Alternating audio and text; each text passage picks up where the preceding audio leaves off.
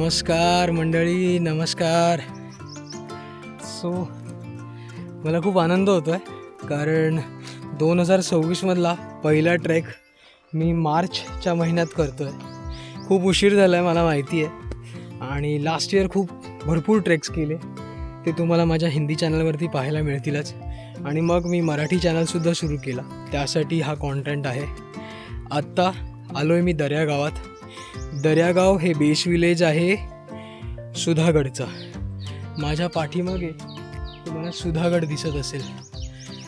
आणि आता इथून आमचा जवळपास 2-2.5 तासाचा ट्रेक आहे. माझ्यासोबत नेहमीप्रमाणे विजय आलेला आहे.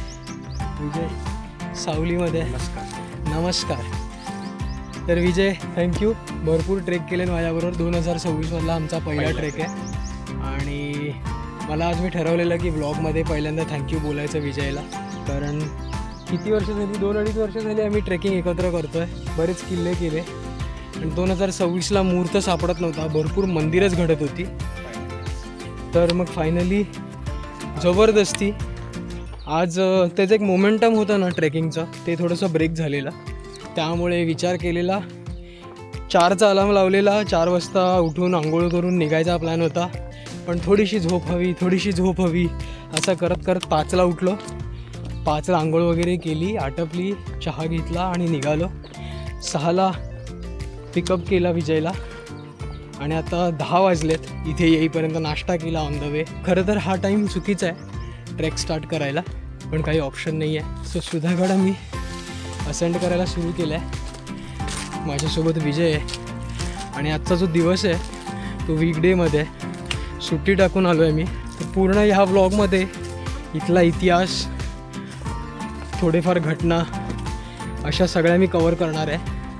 त्याचबरोबर ड्रोन शॉटसुद्धा मी दाखवणार आहे. So I am excited. माझा पहिला ट्रेक आहे.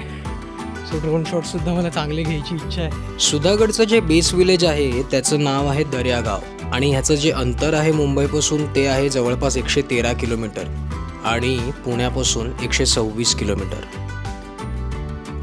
तर मग आता आम्ही आलो एक 10-15 मिनटं ट्रॅव्हल करून या एका ठिकाणी, जिथे आपल्याला हे टॉवर दिसतं.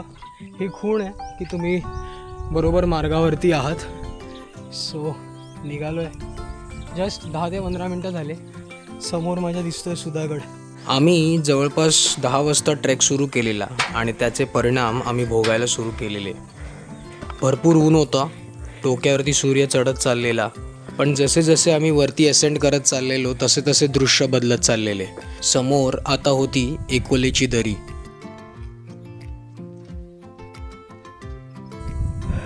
हा समोर इथे दर्यागाव, या बाजूला पाच्छापूर आणि या बाजूला मी,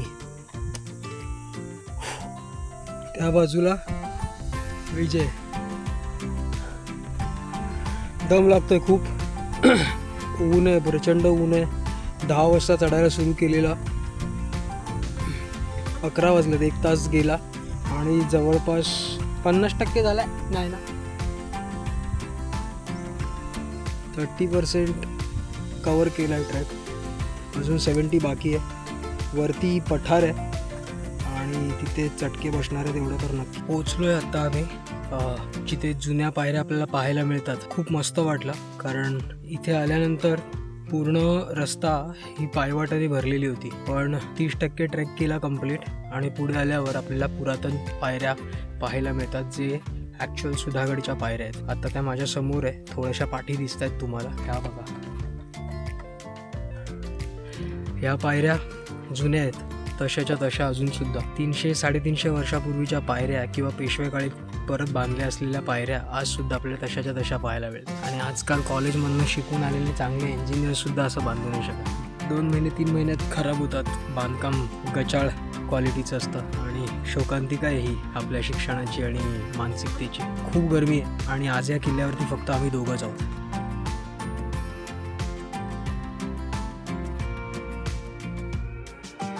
इथे आपल्याला सांगावं लागतं की कचरा टाकू नका.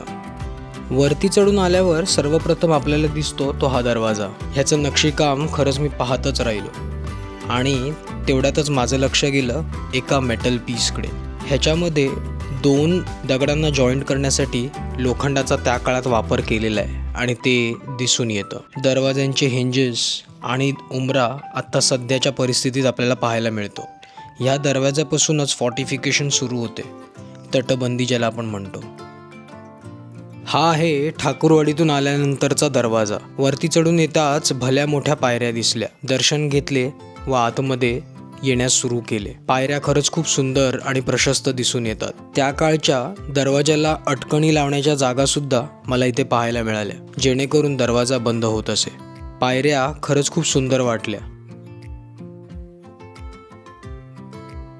ज्या मार्गाने मी आलो त्या मार्गावरती जो दरवाजा होता त्याचं नक्षीकाम माझ्या डोळ्यासमोरून जात नव्हतं. ते मी पाहिलं आणि माझ्या डोक्यात बसलं, कारण ज्या पद्धतीचं नक्षीकाम केलेलं आहे ते खरंच खूप सुंदर आहे आणि खूप प्रेमाने हे दरवाजे बनवलेले असणार. या गडकिल्ल्याची तटबंदी बनवलेली असणार, डागडुजी केलेली असणार आणि ते सगळं ह्यांच्या कामात दिसून येत होतं.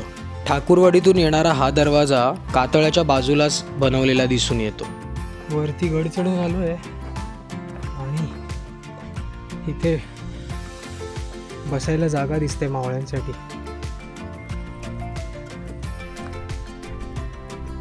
आणि हा चिलखती बुरुज. मुख्य दरवाज्यातून वरती आल्यावर आपल्याला दोन्ही बाजूस चिलखती बुरुज पाहायला मिळतात. हा त्यांचाच ड्रोन शॉट. मार्किंग केलेल्या एरियामध्ये आपल्याला 2 चिलखती बुरुज दिसतात. ते पाहून आता आम्ही वरती जाणार होतो. इथून आपण वरती आलो. बांधकाम बघा कसं आहे, थर दिसत आहेत. 1 2 3 हे दरवाजाचा भाग आहे. हा पण भाग आहे दरवाजाचा. पुढे वळाला आहे, असा गाईमुखी झाला आहे आणि इथे चिलखती बुरुजाचे भाग आहेत. आणि वरती आल्यावर सुद्धा आपल्याला, मी आता जिथे उभा आहे ते बुरुज म्हणता येईल, पेरणीची जागा, तिथे सुद्धा एक चौथारा दिसतो आहे. म्हणजे खूप प्रशस्त बांधकाम आहे या किल्ल्याचं.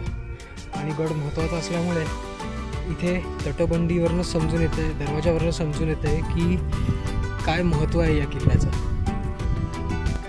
इथे आपल्याला पूर्वेकडील चिलखती बुरुज पाहायला मिळतो आणि इथे अजून एक चिलखती बुरुज आहे, तो आपण नंतर बघूया. चौथरे दिसत आहेत, ते काहीतरी असणार सैनिकांसाठी बसायला. बरेच चौथरे आहेत, 1 2 3 4. हे बघा बांधकाम दिसतंय.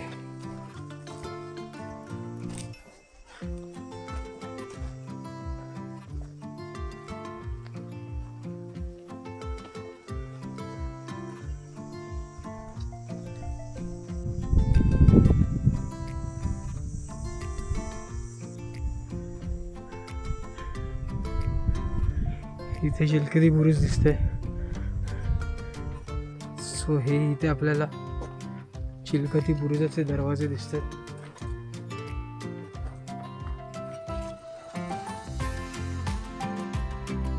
हा चिलखती बुरुज होता आणि बघू शकता चिलखत का म्हणतात, कारण का 2 वेगवेगळी भिंत इथे आपल्याला पाहायला मिळतात. त्यामुळे एक जर का बाहेरची भिंत ढासळली तर असं नको वाटायला की किल्ला पडेल किंवा आतमध्ये घुसता येईल. त्यामुळे चिलखती बुरुज असतो. बघू शकता वरती पण जायला आहे. वरती तोफा ठेवलेल्या असतील जुन्या काळात आणि मावळ्यांची मूवमेंट सगळी इथे असणार ह्या ठिकाणी. विजय जिथे आत्ता पोचला आहे तिथेच एकेका काळी मावळे उभे असतील. हे सगळं पाहून अनुभवून आम्ही वरती निघालो. तेवढ्यात मला सापाची कात दिसली.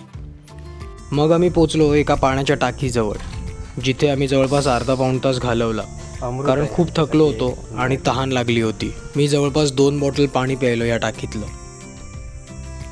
कसं आहे जाऊन आले आणि मग चिक्की खायला घेतली. तेवढाच पोटाला आराम. आता बरंच फ्रेश वाटायला लागलेलं, पण तरी चढ काही संपत नव्हता. नमस्कार. नाव काय? सौरभ जाधव. प्रथमेश माने. गाव कुठलं? कोल्हाडच का? गोवे गोवे कुठे आला? कॉलेजच्या थोडा बाजूला हां 3 किलोमीटर. मस्त. एकटेच बाईकवर आलाय का? स्कूटी आणली. समोर दिसणाऱ्या दऱ्या गावातूनच आम्ही आमच्या ट्रेकची सुरुवात केली होती. तिथे गाडी लावली व या ड्रोन फुटेजमध्ये दिसणाऱ्या पायवाटेने वरती यायला लागलेलो. वरती ह्याच मार्गाने आलो, पण येताना जे 2 चिलखती बुरुज लागले त्यापैकी हे 2 चिलखती बुरुज ड्रोन फुटेजमध्ये असे दिसले. मग माझ्या लक्षात आलं की आतमधील बाजूच्या चिलखती बुरुजाकडून दरवाजाची निर्मिती केली आहे. हाच तो गनिमी कावा. गड चढून वरती आल्यावर सर्वप्रथम मला पठार दिसले, तैलबैलाचे व घनगडाचे. पुढे जातात सुधागडचे पठार दिसले. ह्या पठारावरती आज देखील बरेच अवशेष आपल्याला विखुरलेले दिसतात, उद्ध्वस्त दिसतात आणि त्यामुळे ह्या किल्ल्यावरती कुठेच तुम्हाला बसायला जागा नाही लवकर सापडत. सगळीकडे उद्ध्वस्त वाडे, चौथरे, निवासस्थाने, मंदिरे हेच दिसतात. ह्याच बाजूला आपल्याला टकमक टोक देखील दिसते. मग पुढे चालत येताच मला उद्ध्वस्त चौथरे पाहायला मिळाले. ह्या तटबंदीतून आतमध्ये येताच बरेच चौथरे मला दिसले, पण सगळे चौथरे उद्ध्वस्त आहेत. जर का प्रॉपरली एक्सकवेट केलं, काही अभ्यास केला, जे ऑब्व्हियसली महाराष्ट्रात होत नाही, ते केलं तरच बऱ्याच गोष्टी आपल्याला इथे पाहायला मिळतील, समजतील. एवढी मोठी ही वास्तू कशासाठी वापरली जात असेल ह्याची नोंद आपल्याकडे कुठेच सापडत नाही, पण दिसतानाच खरंच खूप प्रशस्त अशी ही वास्तू दिसते. आयदर ही एखादी राहण्याची जागा असेल, निवासस्थान म्हणू शकतो, किंवा कचेरी असू शकते जिथे या किल्ल्याचा कारभार होत असेल. मोह आवरला नाही म्हणून आतमध्ये डोकावून पाहिलं तर वाडा किंवा कचेरी जे काही असेल ते प्रशस्त असेल एवढं तरी समजले, आणि असलेच तर दुमजली असेल. ज्या पद्धतीची भिंती आहेत त्याच्यावरनं हे लक्षात येतं. थोड्याच बाजूला आपल्याला उद्ध्वस्त मंदिर दिसतं, त्यासमोर गणपतीची मूर्ती दिसली. ह्या उद्ध्वस्त मंदिराचे जीर्णोद्धाराचे काम रायगड परिवाराने खूप नीटनेटक्या पद्धतीने केलेले. मी खरंच आभारी आहे असल्या संघटनांचा, जे दिवस रात्र काही ना काहीतरी प्रयत्न करत असतात गड किल्ल्यांच्या संवर्धनासाठी. मंदिराच्या पाठच्या बाजूस आपल्याला कमळतळे दिसते. हे एकच एवढे मोठे कमळतळे. ही तटबंदी आहे आणि ह्या तटबंदीजवळ मला अजून एक गोष्ट पाहायला मिळाली, आणि ते अशा बऱ्याच आहेत. हे बघा, ह्याच्यामध्ये मशाल अडकवली जायची. मशालीचा जो दांडा असतो तो.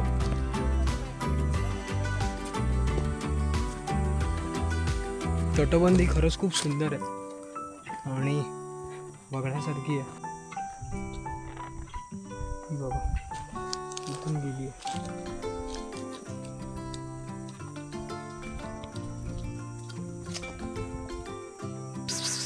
तटबंदी खरंच खूप सुंदर आणि मजबूत आहे. हे बघा, परत मशाल ठेवायची जागा आहे. इथे परत तटबंदी आहे, वरपर्यंत गेली आहे, बंद झाली आहे तिथे. तिथून पुढे काय मला वाटत नाही मार्ग असेल, किंवा गेली असेल तर वरतीच. इथे बघू शकता तुम्ही चौथरा आहेत, प्रशस्त चौथरा आहे. त्यामुळे जर का लढाईची वेळ आली तर दगड गोटे इथे भरलेले असणार. गोफण घेऊन आपले मावळे एक एक करून वार करत असतील. जंग्या दिसत आहेत. हे बघा, इथून मला खालचा भागसुद्धा खूप स्पष्ट दिसतो अजूनसुद्धा. ह्या पण खिडक्या आहेत. इथूनसुद्धा तोफा सोडलेल्या असणार त्या काळात. आणि कधीही तटबंदी त्या जागेवर बांधली जाते भक्कम अशी, जी जागा किल्ल्याची नाजूक जागा असते. सो ही जागा नाजूक असणार, आणि ते मला दिसतंय ही आहे गळ, आणि गळीतनं पाणी वाहतं, त्यामुळे ह्या मार्गाने देखील शत्रू येऊ शकतो. या विचारांनीच अशा ठिकाणी रस्ते केले जायचे, चोरवाटा केल्या जायच्या. त्यातलीच दिंडी आपल्याला इथे पाहायला मिळते. गड मोठा असो व छोटा, मराठ्यांनी सगळ्या गडांना चोरवाटा दिल्या. या तटबंदीतून छोटीशी पायवाट आज देखील निघते, आणि ती आता आपण एक्सप्लोअर करूया. ह्या अशा चोरवाटा गडाच्या मुख्य लोकांना इमर्जन्सीच्या काळात पळण्यासाठी केलेल्या असाव्यात. त्याचबरोबर जर का काही गुप्तहेर गुप्त बातमी घेऊन येत असतील आणि गडाचे दरवाजे बंद झालेले असतील तर त्यावेळीस ह्याची गरज भासत असे. मी पण इथं उतरून गेलो. मोह झाला, पाहायला गेलो, हो, पण तेवढ्यात spider. बरेच स्पायडर मला पाहायला मिळाले. त्यांचं हे घरटं होतं आणि सगळे इथे नाचायला लागलेले, कारण माझा थोडासा धक्का त्यांच्या घरट्याला लागला. पण ह्या चोरवाटांवरनं समजून येतं की किती गुप्त प्रकारे गोष्टी केल्या जायच्या, गड राखला जायचा. हजारो स्पायडर आहेत. सो ही चोरवाट आहे सुधागडवरची आणि खरंच खूप प्रशस्त आहे. पूर्ण भक्कम भिंतीत पाषाणात बांधून काढलेली आहे आणि काय सांगू, इतकं सुंदर आहे. ही बाजू आतमधून आपल्याला बांधलेली दिसते, पायऱ्या अशा गेल्यात आणि मग खाली गेल्यात, पण बाहेरून बघतो ना तेव्हा अखंड महादरवाजासारखा त्याची डिझाईन दिसून येते. मी आता तुम्हाला दाखवतो. मगाशी आपण ती पाहिली पण मी परत दाखवतो. आणि ही ती चोरवाट आहे. चोरवाट महत्त्वाची, तशी तटबंदी देखील महत्त्वाची. दिसते तिथे चोरवाट ती. आत्ताच आपण चोर दिंडी दरवाजा पाहिला आणि आता आपण मार्गस्थ होऊया मंदिरांकडे. त्याआधी आपल्याला पंत सचिवांचा वाडा पाहायला मिळाला. हाच तो पंत सचिवांचा वाडा जो पेशव्यांच्या काळात बांधला गेलेला, प्रशस्त आहे आणि आज देखील इथे ट्रेकर्स येऊन मुक्काम करतात. नवरात्रीला जे कार्यक्रम घडतात तेव्हा ह्याच वाड्याची मदत घेतली जाते. हा वाडा दुमजली असणार एवढे तर नक्कीच, ह्यांच्या भिंतीवरनंच ते दिसून येतं. आतमध्ये सुधागडचा नकाशा मला पाहायला मिळाला. जुन्या काही गोष्टी पाहायला मिळाल्या ज्या त्या काळात वापरात असणार. खूप मस्त वाटलं. ह्या वस्तू आजकाल आपल्याला दिसत देखील नाही. नामशेष झालेल्या ह्या वस्तू पाहायला खरंच खूप बरं वाटलं. वाडा तसा प्रशस्त आहे, पण त्यातील जे बांधकाम आहे ते खरंच खूप सुंदर आहे. सागवानाची लाकडं वापरलेला हा वाडा मजबूत स्थितीत आज देखील दिसतो. फक्त वाड्याचा वरचा भाग पडलेला दिसतो. वरती जाण्यासाठी एक जिना दिसतो. ह्याच्यावरनंच समजतं की हा वाडा दुमजली असणार. आणि त्या काळात जर का पंतप्रतिनिधी येऊन राहत असतील, जे भोर संस्थानाचे राजे होते, त्यांच्यासाठी तर दुमजली वाडा हवीच. इथे जुनी लाकडं, जुने दरवाजे, हे सगळं पाहून खरंच खूप बरं वाटलं.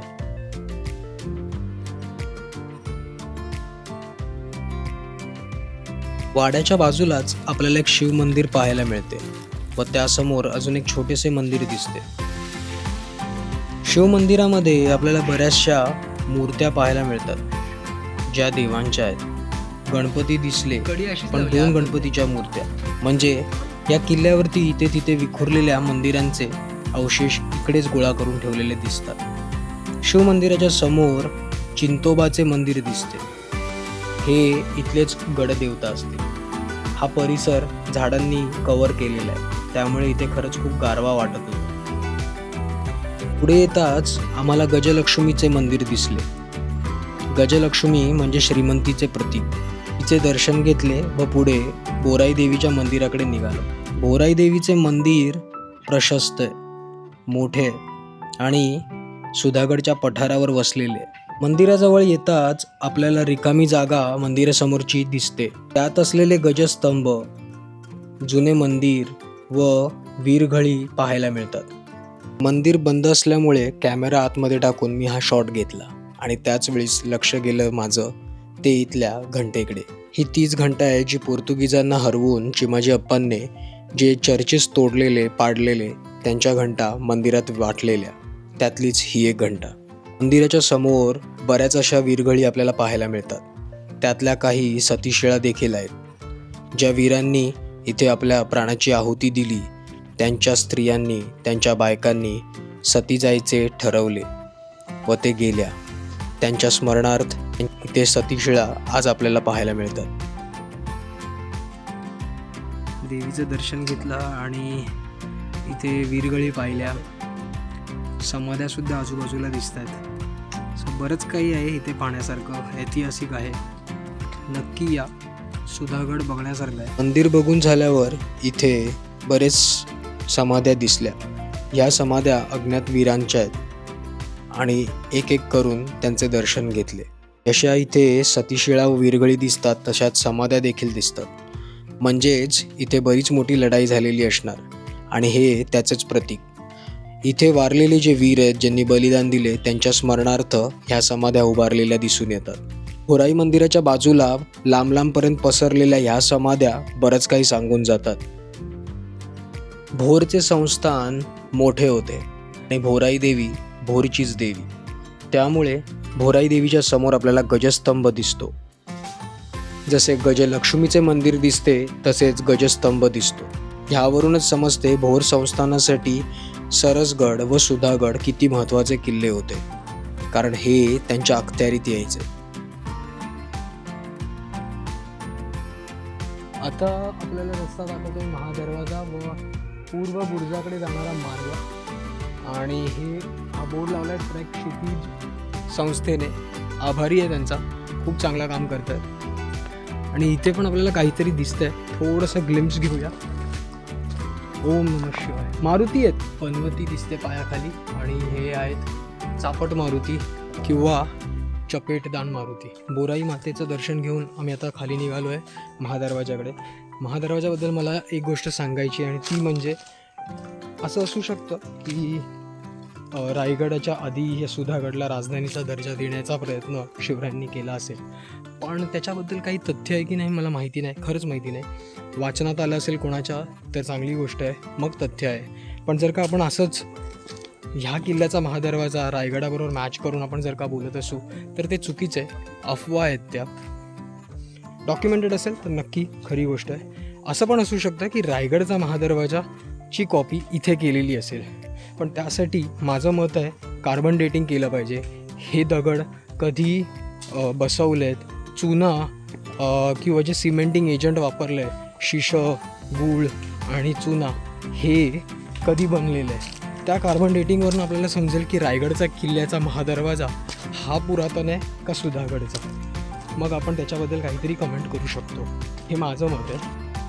हा महादरवाजाकडे रस्ता जातो आहे आणि हा पूर्व बुर्जाकडे जाणारा मार्ग आहे. सुधागडच्या महादरवाजाकडे सगळेच जातात, कारण लोक सुधागडचा हा महादरवाजाच पाहायला येतात. हा आपण नक्की पाहू. महादरवाजा खरंच खूप सुंदर आहे, नो डाऊट अबाउट इट. पण आत्ता आम्ही एका नकाशाकडे जिथे लिहिलं आहे पूर्व बुरुजाचे ऐतिहासिक महत्त्व. सुधागडच्या संरक्षणाच्या दृष्टीने पूर्व बुरुज हा अत्यंत मोक्याचा मानला जात असे. भोरप्याची नाळ किंवा घोडजिनाच्या वाटेने येणाऱ्या शत्रूला रोखण्यासाठी या बुरुजाची रचना महत्त्वाची होती. जर शत्रूने हा बुरुज जिंकला असता तर त्याचे थेट महादरवाजाच्या वर प्रवेश होऊन गड जिंकणे शक्य झाले असते. या अशा गोष्टींमुळे सुद्धा शिवरायांनी राजधानीचा दर्जा सुधागडला दिलेला नसेल, कारण का शिवराय खूप सतर्क होते. कुठल्याही स्वतःच्या चुकीच्या निर्णयामुळे स्वराज्य धोक्यात घालण्याची इच्छा त्यांची नव्हती. खूप मोठा पसारा आहे नो डाऊट या किल्ल्याचा, आणि ते इथे दिसून येतं, अनुभवायला मिळतं. आता हा सुधागडचा आपण ड्रोन फुटेज पाहूया. ह्यामध्ये आपल्याला लगेच लक्षात येतं की सुधागडचा हा किल्ला 3 पठारांमध्ये विभागलेला आहे आणि तिन्ही पठार नाळींनी जोडलेला गेलेला आहे. ही नाळ म्हणजे तीच जागा असते जिथून पाणी वाहून उतरून जातं गडावरून, आणि ह्याच नाळीतून ह्याच खिंडीतून गनिम वर येऊ शकतो.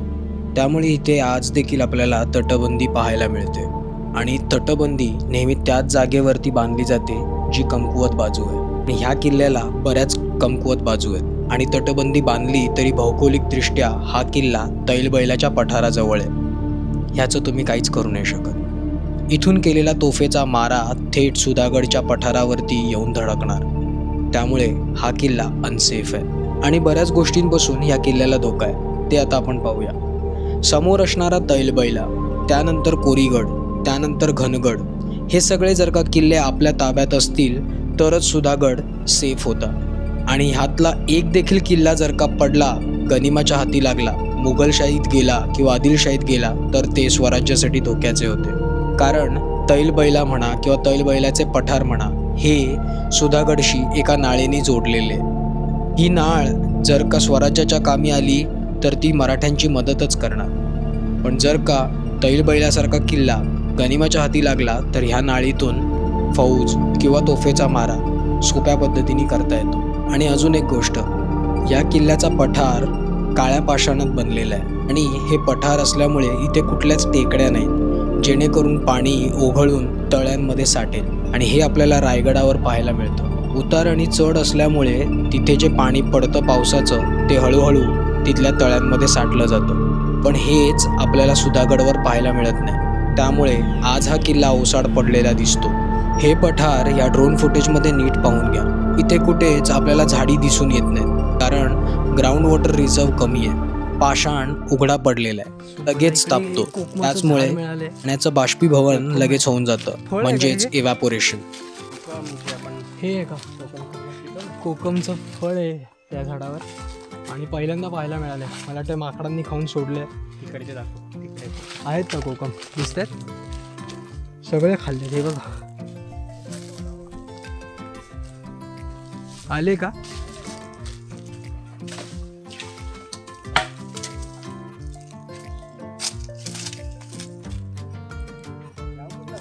चिपळूण फणस, आंबे टेस्ट करून बघायचे का? टेस्ट करून आत्ताच पडलाय का? काय होता असं नाही, आतून जा.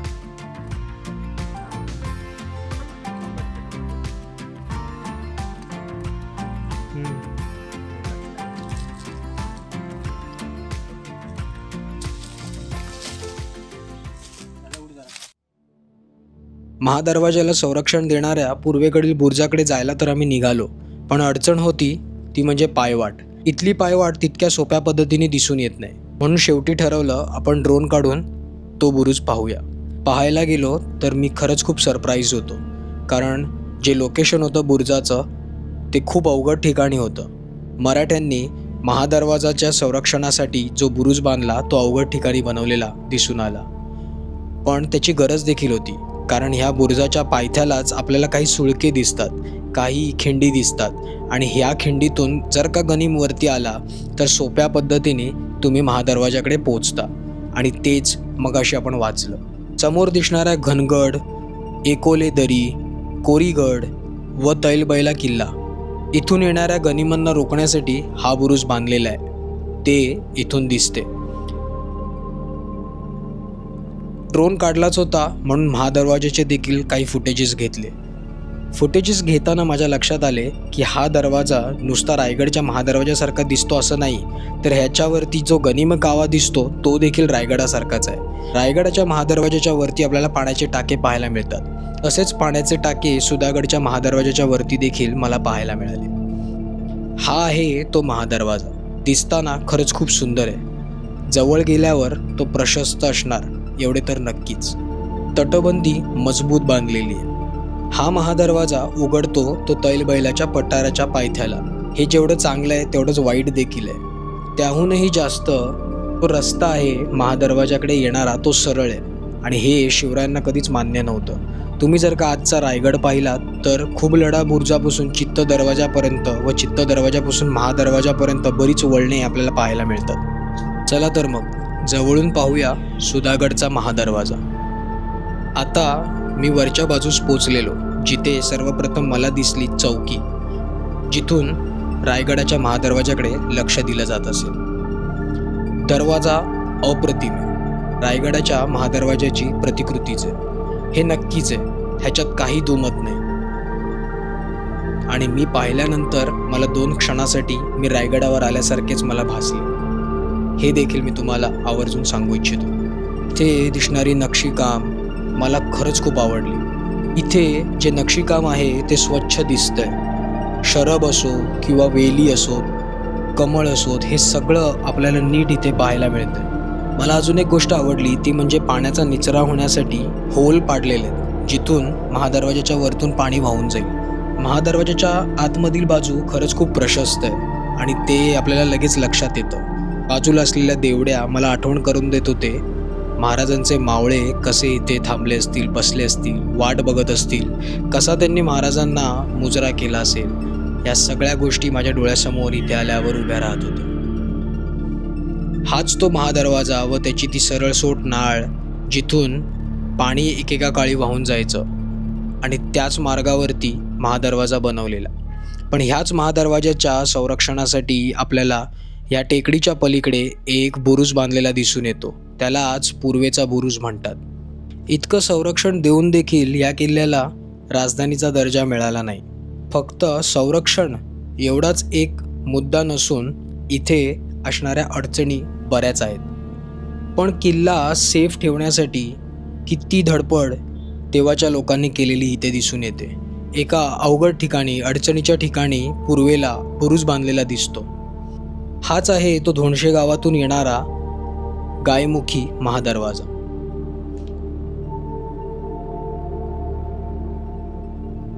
एकदम रायगडाच्या महादरवाजाची प्रतिकृती म्हणता येईल असाच. खरंच तेवढाच प्रशस्त, तेवढाच सुंदर आणि मनमोहक देखील आहे. हे फुटेज जर का कोणी माझे पाहिले तर तो नक्की एवढंच म्हणेल की मी रायगडला जाऊन आलो आहे.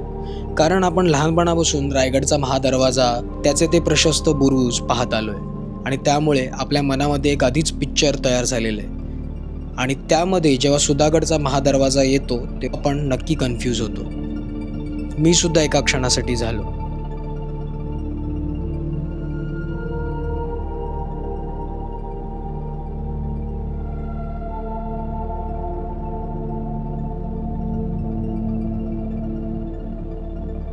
पूर्वेकडील बुरुजावर जेव्हा मी आलो त्यावेळीस तिथून जो नजारा मला दिसत होता तैलबैलाचा, तो खरंच खूप अप्रतिम होता.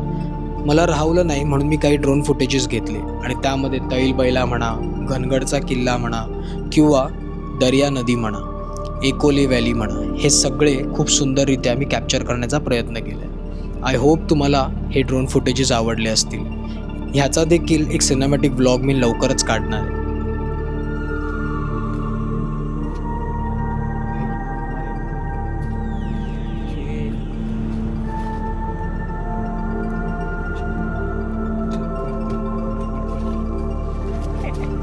आत्ता जस्ट आम्हाला झाडावरती नखं कोरलेली दिसली.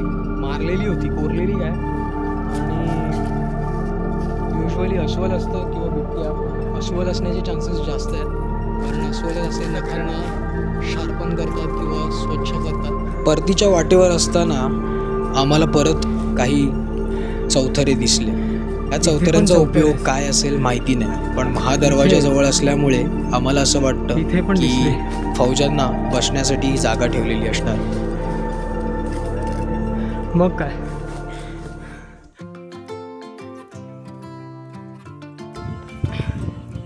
तर मग आजचा व्लॉग हा पूर्णपणे DJI Osmo Nanoवरती मी शूट केला आहे आणि खरंच खूप मस्त फुटेजेस आल्यात. मी हाच वापरणार आहे मराठी ब्लॉगसाठी. आणि आत्ता मी जे शूट करतो आहे ते आहे DJI Pocket 3. So DJI Pocket 3चे एक 30% पण नसतील फुटेजेस, पण मेजर फुटेजेस सगळे जे आहेत ते सगळे नॅनोचे आहेत. आणि नॅनो मी नक्की याच्यावरती एक रिव्ह्यू बनवणार आहे. खरंच खूप सुंदर डिव्हाइस आहे. DJIने खूप मस्त पद्धतीने याला डिझाईन केलं आहे आणि बऱ्याच गोष्टी मी रिव्ह्यूमध्ये सांगणार आहे. सो हा ब्लॉग तर तुम्हाला आवडेलच. फुटेज वाईज क्वालिटी खरंच 4K मध्ये मस्त शूट करतो. That's it. 5:30ची वेळ झालेली आणि आम्हाला चौथरा भेटला जिथे आम्ही एक अर्धा तास आराम केला. अविस्मरणीय आनंद होता. पूर्ण ट्रेक करून जो क्षीण आलेला तो सगळा पळाला. हे शांतपणे बसलो. आम्ही कोणाशी बोलत नव्हतो.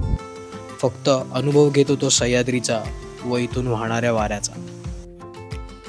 आय होप तुम्हाला माझा हा व्लॉग आवडला असेल, माझा हा अनुभव आवडला असेल.